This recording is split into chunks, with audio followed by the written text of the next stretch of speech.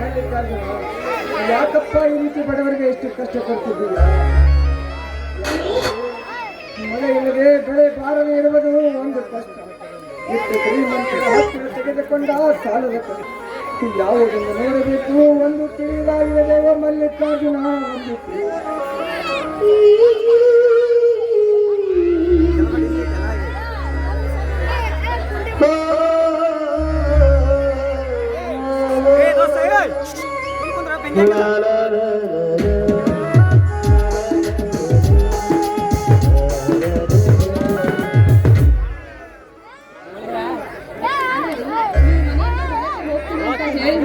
ಇಲ್ಲಿ ಹಾದಿಯಲ್ಲಿ ನಿಂತು ಚಿಂತೆ ಮಾಡ್ತಾ ಇದ್ದೀರಲ್ಲ, ಏನಾಗಿದೆ ರೀ?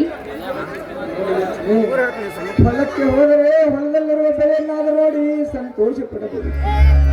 ಆದರೆ ಹೊಲದಲ್ಲಿರುವ ಬೆಳೆಯೂ ಕೂಡ ಇಂದಿನ ಈ ಬಿಸಿಲಿನ ಬೇಗೆಗೆ ಒಣಗಿ ಹೋಗಿದೆ.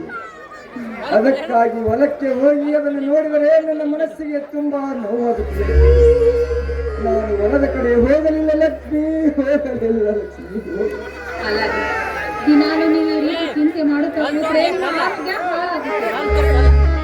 ನೀವೇನು ಚಿಂತೆ ಮಾಡಬೇಡಿ, ನಡೆಯಿರಿ ಮನೆಗೆ ಹೋಗೋಣ.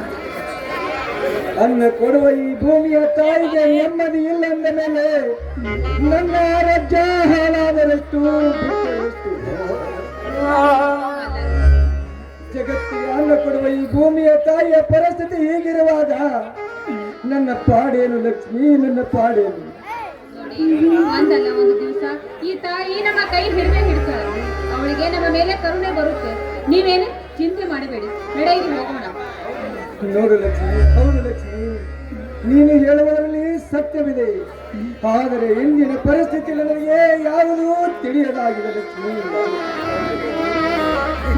ಯಾಕೆಂದರೆ ಬ್ಯಾಂಕಿನವರು ಕೂಡ ನೋಟಿಸ್ ಕಳಿಸಿದ್ದಾರೆ. ಅಷ್ಟೇ ಅಲ್ಲದೆ ಪಂಪ್ ಸೆಟ್ಟಿನವರು ಕೂಡ ಕರೆಂಟ್ ಬಿಲ್ ಕಟ್ಟಬೇಕೆಂದು ಇದು ಅಲ್ಲದೆ ಆ MLA ತ್ಯಾಗರಾಜನ ಹತ್ತಿರ ನಮ್ಮ ಜಮೀನಿನ ಕಾಗದ ಪತ್ರಗಳು ನಡೆಯುತ್ತೆ. ಸಾಲ ಬೇರೆ ತೆಗೆದುಕೊಂಡಿದ್ದೇವೆ. ಇದನ್ನೆಲ್ಲ ಯಾವ ರೀತಿ ತೀರಿಸಬೇಕು ಏನು ಅರ್ಥವಾಗುತ್ತಿಲ್ಲ ಲಕ್ಷ್ಮಿ, ಏನು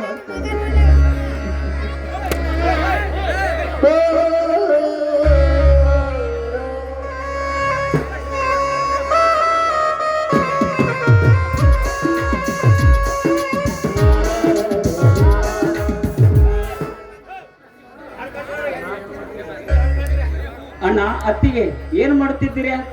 ಏನೂ ಇಲ್ಲಪ್ಪ, ಏನು ಇಲ್ಲ. ಅಣ್ಣ, ಏಕೆ ಅಣ್ಣ ನಿನ್ನ ಕಣ್ಣಲ್ಲಿ ನೀರು? ಏನಾಯ್ತು?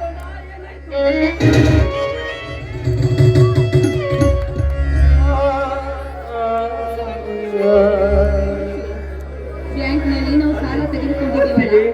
ಏನಮ್ಮ ನಮ್ಮ ಅಣ್ಣನ ಕಣ್ಣಲ್ಲಿ ನೀರು? ಅಲ್ಲ ಶಿವ, ಬ್ಯಾಂಕ್ನಲ್ಲಿ ನಾವು ಸಾಲ ತೆಗೆದುಕೊಂಡಿದ್ದೇವಲ್ಲ, ಅದಕ್ಕೆ ಬ್ಯಾಂಕಿನವರು ನೋಟಿಸ್ ಕಳಿಸಿದ್ದಾರೆ. ತ್ಯಾಗರಾಜ್ ಕೊಡು ಅಂತ ಹೇಳಿ ನಿಮ್ಮ ಹೊಲದ ಕಾಗದ ಪತ್ರಗಳು ಕೊಡುವುದಿಲ್ಲ ಅಂತ ಹೇಳಿದ್ದಾನೆ. ಅದಕ್ಕಾಗಿ ಅವರು ಚಿಂತೆ ಮಾಡ್ತಾ ಇದ್ದಾರಪ್ಪ. ಅಣ್ಣ, ಅತ್ತಿಗೆ, ಆ ದೇವರು ಇಂಥ ಪರಿಸ್ಥಿತಿ ತಂದೊಡ್ಡಿದ್ದಾನಂದ ಮೇಲೆ ಇದಕ್ಕೆ ಏನಾದರೂ ಒಂದು ಕ್ರಮ ಕೈಗೊಳ್ಳಲೇಬೇಕು. ಇಲ್ಲದಿದ್ದರೆ ಈ ಚಿಂತೆಯು ನಮ್ಮನ್ನು ಸುಟ್ಟು ಬಿಡುವುದರಲ್ಲಿ ಸಂದೇಹವಿಲ್ಲ. ಅಣ್ಣ, ಮನೆಯಲ್ಲಿ ನೀನೇ ದೊಡ್ಡವನು. ಅಣ್ಣ, ನನ್ನ ಸ್ನೇಹಿತ ಒಬ್ಬನಿದ್ದಾನೆ, ಅವನ ಹತ್ತಿರ ಹೋಗಿ ಸ್ವಲ್ಪ ಹಣವನ್ನು ತೆಗೆದುಕೊಂಡು ಬರುತ್ತೇನೆ. ನೀವು ಮನೆಗೆ ನಡೆಯಿರಿ. ಬೇಡ ತಮ್ಮ, ಬೇಡ. ಈಗಿರುವ ಸಾಲದಿಂದಲೇ ನಾವು ಹಗಲಿರೋ ಕಣ್ಣೀರು ಸುರಿಸುವಂತ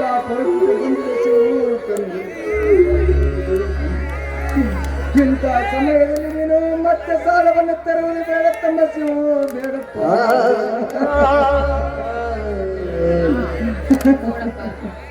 ಈಗ ಮಾಡಿದ ಸಾಲ ಸಾಕಷ್ಟಾಗಿದೆ, ಮತ್ತೆ ಹಣ ತೆಗೆದುಕೊಂಡು ಬರುವುದು ಸರಿಯಲ್ಲಪ್ಪ ಮೈದುನ. ಅತ್ತಿಗೆ, ಹಾಗಾದರೆ ಏನು ಮಾಡುವುದು ಅತ್ತಿಗೆ? ನನ್ನ ತವರು ಮನೆಯವರು ನನಗೆ ಸ್ವಲ್ಪ ಒಡವೆಗಳನ್ನು ಕೊಟ್ಟಿದ್ದಾರೆ. ಅದನ್ನು ಅಡ ಇಟ್ಟು ನೀನು ಹಣ ತೆಗೆದುಕೊಂಡು ಬಂದು ನೀನು ಸಾಲ ತೀರಿಸ್ತಾರೆ.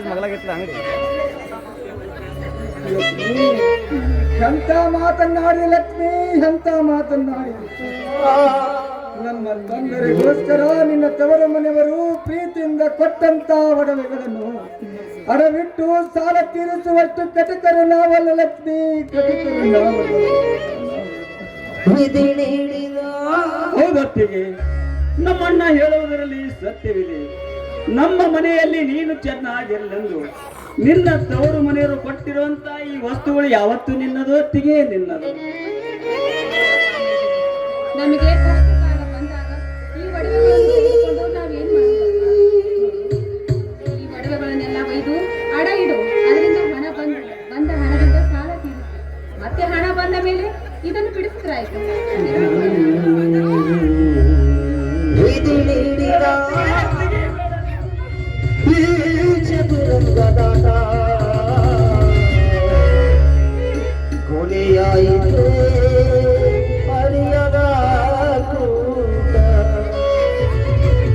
ಅತ್ತಿಗೆ, ಇದಕ್ಕೆ ನಾನು ಏನಾದರೂ ಒಂದು ವ್ಯವಸ್ಥೆ ಮಾಡುತ್ತೇನೆ. ಎಲ್ಲರೂ ವಿಶ್ರಾಂತಿ ತೆಗೆದುಕೊಳ್ಳುವರು. ನಾನು ಸ್ವಲ್ಪ ಹೊರಗಡೆ ಹೋಗಿ ಬರುತ್ತೇನೆ. ಆಯ್ತು.